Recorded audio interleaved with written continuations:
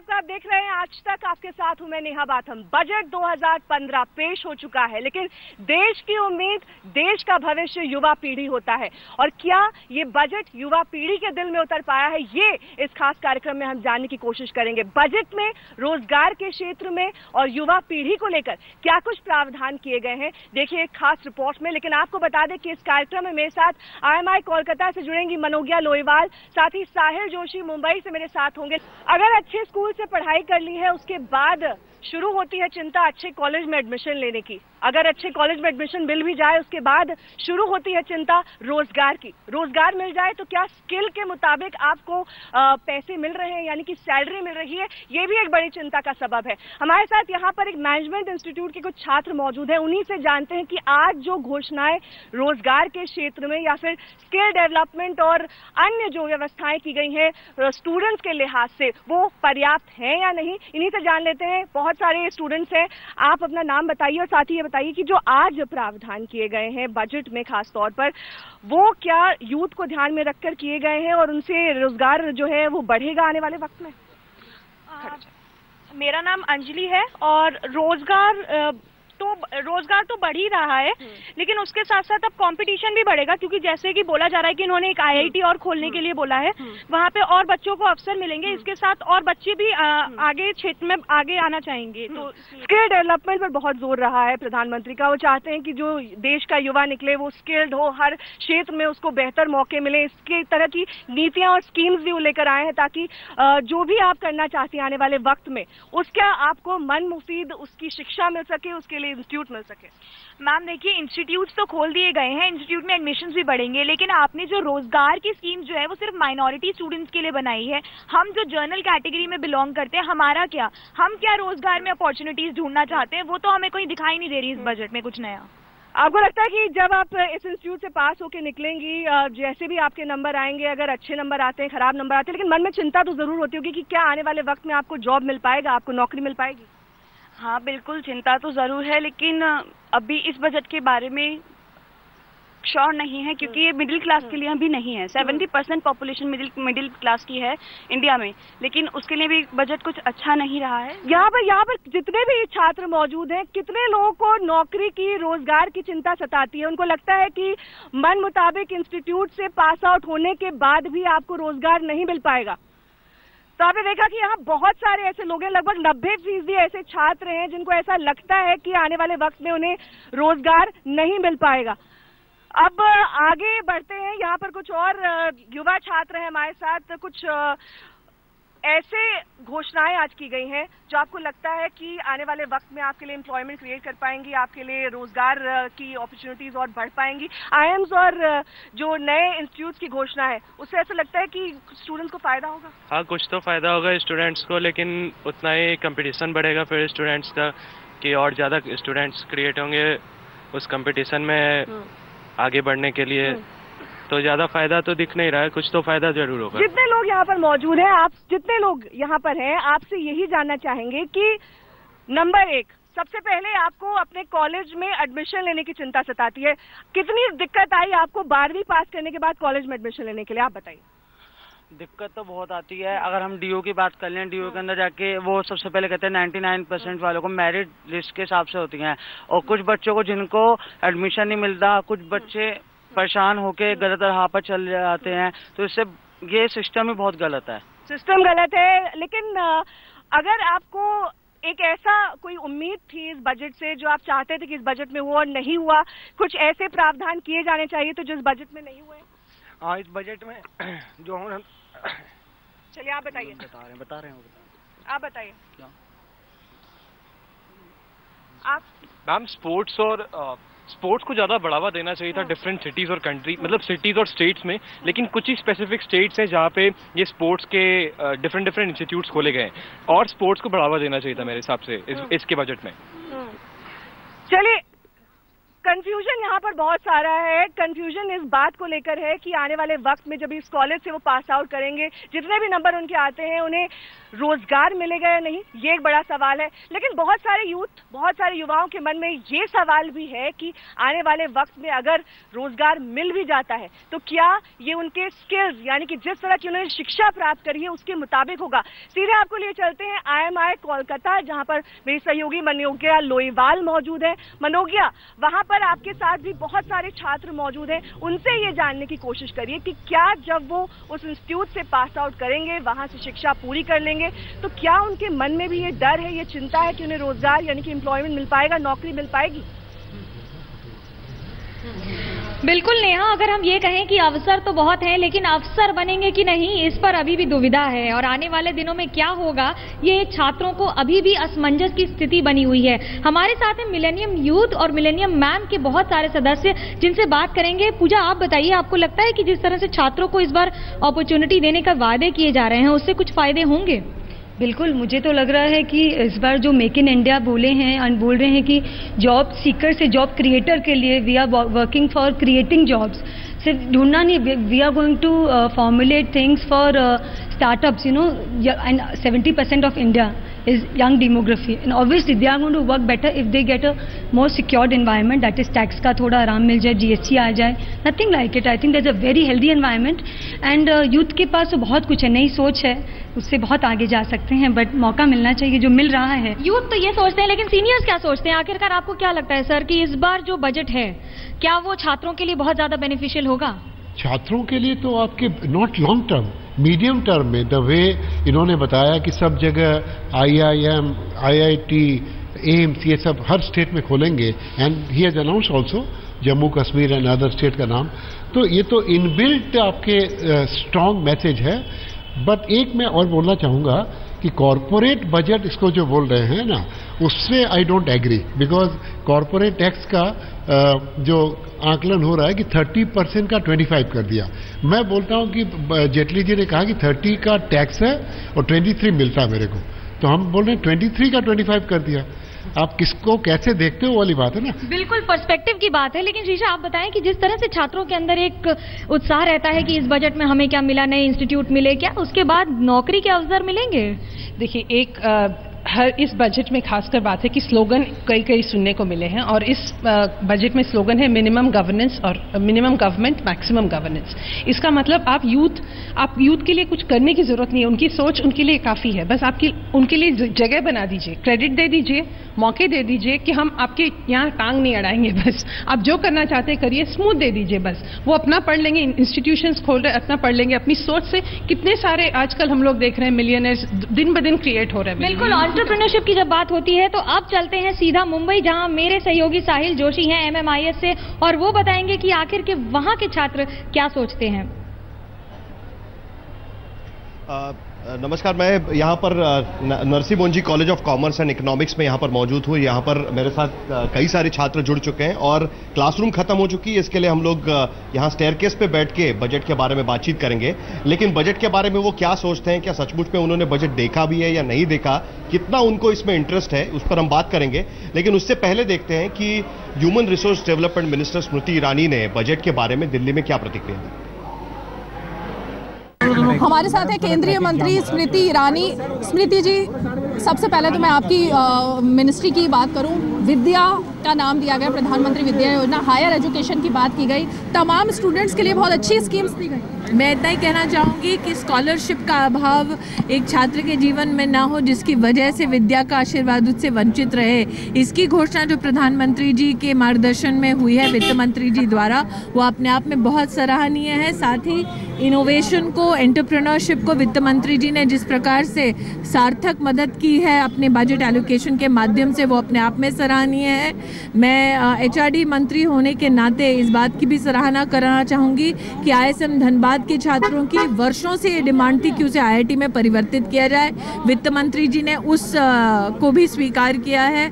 IIT Karnataka में होगा, Eicher Orissa में होगा। ये घोषणाएं मेरे लिए विशेष रूप से बहुत ही स्पेशल है।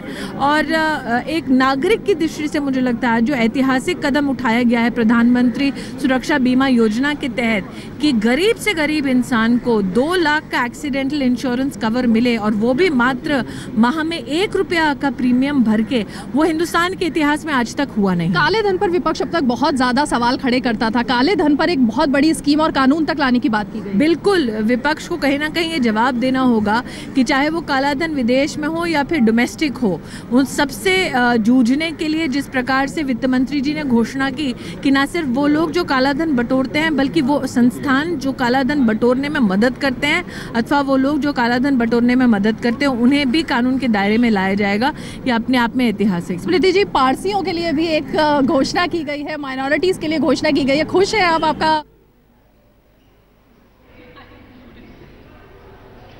तो स्मृति ईरानी एचआरडी मिनिस्टर यहां पर बता रही थी कि किस तरीके से बजट में वो प्रावधान किए गए हैं जिससे लोगों को काफी फायदा होगा। लेकिन बात अब युवाओं की है, क्योंकि इन्हीं युवाओं के वोटों पर यह नई सरकार बनी और काफी भारी जीत से यह सरकार वहां पर बैठी हुई है। इंटरिम बजट के बाद यह फुल फ्लेजेड बजट उन्होंने यहां पर रखा था। तो Narsi Mohanji college of commerce और इकोनॉमिक्स में सबसे पहले तो हम एक पोल करेंगे कि बजट में लोगों को कितना इंटरेस्ट था, युवा पीढ़ी को बजट में कितना इंटरेस्ट था, इस पर सबसे पहले हम पोल करेंगे और उसके बाद हम सवाल के लिए आगे बढ़ेंगे। सबसे पहले तो मैं सबसे जानना चाहूंगा कि आप में से कितने लोगों को बजट में इंटरेस्ट है और जिसकी वजह से उन्होंने बजट देखा, पूरी तरीके से बजट देखा। आप देख सकते हैं कि बहुत कम हाथ यहां पर ऊपर हुए हैं, यानी सरकार का बजट यहां पर आज पेश हुआ पूरे दिन भर, उसमें कॉमर्स और इकोनॉमिक्स के स्टूडेंट्स को कितना इंटरेस्ट था ये हमने देखा और उसका कारण अब हम जानने की कोशिश करेंगे। आप में से कितने लोगों को चिंता सताती है कि आपका ग्रेजुएशन पूरा होने के बाद आपको मनचाहा जॉब आसानी से मिल जाएगा? क्या आप कितने लोगों को लगता है कि बड़ा मुश्किल है इस तरीके से मिलना आज की स्थिति में? हाथ ऊपर करके बता दीजिए कितने लोगों को लगता है कि मुश्किल है जॉब मिलना। तो ये यहां पर जवाब है कि ज्यादा से ज्यादा लोगों को लगता है कि काफी मुश्किल है आज की स्थिति में मनचाहा जॉब मिलना, आप कैसे भी पढ़ाई कर ले। और शायद यही वजह है कि बजट को लेकर युवा पीढ़ी का इंटरेस्ट इतना कम है। लेकिन कुछ लोगों ने हाथ उठाए थे कि जिन्होंने बजट देखा था, उनसे पहले शुरुआत करेंगे। आपने बजट देखा, कई लोगों ने हमने देखा कि उन्होंने कहा कि बजट में कुछ इंटरेस्ट नहीं है, देखा नहीं उन्होंने। जॉब की मुश्किल सताती है, इसके लिए बजट नहीं देखा है, और अगर आपने देखा है तो आपको क्या अच्छा लगा, क्या बुरा? See, the budget has given a widespread coverage about the entire economy. Okay. First of all, corporate tax reduced हुआ from 30% to 25%. तो उसके वजह से there will be a lot of job creation. Secondly, हम लोग का there are a lot of skill development initiatives which is taken in India. तो we have tapped the northeastern states as well as the Jammu and Kashmir basically. So वहाँ पे AIIMS, IIT, IIMs खुले हैं. So वहाँ पे जाके हम लोग एजुकेशनल डेवलपमेंट कर सकते हैं and then we can actually contribute to our economy. IIT, IIMS का तो ठीक है, लेकिन ऐसे कई सारे इंस्टीट्यूट है जहाँ पर ग्रेजुएट निकलते हैं, वहाँ पर लोगों का क्या होगा? आपको लगता है कि उनको भी जॉब के लिए आसानी से मिल सकता है? वहाँ पे मुद्रा बैंक करके एक इनिशिएटिव खुला है जहाँ पे it will cover all the SME sector. So a person who wants to become an entrepreneur वो वहाँ पे जाके अपना बिजनेस खोलेगा, so there will be a lot of job creation. ठीक है, तो नए एंटरप्रेन्योर यानी जो नए अपने बिजनेस या कोई धंधा शुरू करना चाहते हैं उनके लिए मददगार साबित होगा बजट, और इसके वजह से जॉब क्रिएशन होगा, ऐसा कई लोगों को लगता है। कुछ लोगों ने बजट देखा, वैसा हाथ उठाया था, आपने देखा। इनसे भी पूछ लेते हैं कि उनको क्या लगा बजट में। आप सहमत हैं इनसे, क्योंकि आपने हाथ इसके लिए भी उठाया था कि जॉब आपका मनचाहा मिलेगा कि नहीं मिलेगा, उसको लेकर आपको? नहीं, मैंने सेकंड क्वेश्चन पे हाथ नहीं उठाया था, बिकॉज मैं ये समझती हूँ कि अगर आपने कोई सब्जेक्ट एक्सेल किया है तो आपको आपकी मनचाही जॉब मिल सकती है, आपको 100% होना है। एंड बजट में बहुत सारी ऐसी चीज़ें हैं जो अच्छी थी, बल्कि 4 सालों में पहली बार बजट दिन पे हमारा शेयर मार्केट ऊपर था, मतलब बढ़ोतरी थी। एंड बहुत सारी चीज़ें अच्छी है, जैसे कॉर्पोरेट टैक्स के बारे में मेरे फ्रेंड ने बताया, मुद्रा बैंक के बारे में बताया है, एंड बहुत सारे एग्जेम्पशंस जो थे वो कम हो गए हैं, कुछ जगहों पे बढ़ गए हैं, तो बैलेंस हो गया हर चीज़ के। ठीक है, जिन लोगों ने हाथ उठाया था कि बजट देखा नहीं, ऐसे कौन लोग थे, जरा मुझे उनसे बात करनी है। मेरे ख्याल से यहाँ पर सारा लॉट है कि जिन्होंने कहा कि बजट देखा नहीं और मुश्किल होगा उनको जॉब मिलना भी। आप में से कोई बता पाएगा कि क्यों आपको लगता है कि ये मुश्किल होगी जॉब मिलने में, या आपने जो पढ़ाई की है उसका बहुत ज़्यादा फायदा हो ही पाएगा, नहीं हो पाएगा, अच्छी तरीके से जॉब नहीं मिल पाएगा? बहुत सारा कंपटीशन है, बहुत सारे लोग हैं जिन्होंने सेम सब्जेक्ट्स में एक्सेल किया है, मार्क्स का कंपटीशन बढ़ जाता है, तो सब लोग बेस्ट के लिए चाहेंगे। जो एवरेज होगा उसको तो जॉब नहीं मिलेगा, फिर वो भटकता रहेगा। जो छोटे मोटे जगह से MBA करता है उसके लिए भी 3 लाख का पैकेज भी मिलना भी मुश्किल हो जाता है। तो आपको लगता है कि बजट किसी भी तरीके तरीके से आपकी मुश्किलें कम होगी उसकी कोई गारंटी नहीं? नहीं। कितने लोगों को लगता है कि बजट में सरकार जो भी करे उससे आपके जीवन में बहुत ज्यादा फर्क नहीं पड़ता? कितने लोगों को ऐसा लगता है कि उससे बहुत ज्यादा फर्क नहीं पड़ता? अगर हाथ उठा के जवाब दे जल्दी तो बहुत अच्छा रहेगा। मेरा सवाल अगर समझ में आ गया तो फिर से एक बार दोहराता हूं, कितने लोगों को लगता है कि बजट के वजह से आपके जीवन में कोई फर्क पड़ता है? ऐसे कितने लोग हैं यहां पर? फर्क पड़ता है। क्यों फर्क पड़ता है आपको लगता है, और ये बजट से आपके जीवन में क्या फर्क पड़ेगा? As a student educational loan से हमें बहुत फ़र्क पड़ता है। अगर सरकार एजुकेशन लोन की बात की गई है, हाँ, तो अगर सरकार एजुकेशनल लोन को गिरा देती है काफ़ी हद तक या फिर बढ़ाती है तो हमें फ़ायदा होगा, तो हमें एक्चुअली बूस्ट मिलेगा पढ़ने के लिए। तो आपको लगता है जी? अच्छा, वी हैव सीन दैट 25% पे नीचे आया corporate loan, corporate tax, and that's very good for the economy because it will increase investment in the country and this will lead to higher jobs. So I'm optimistic for the future, but yes, currently it is very hard to find a job.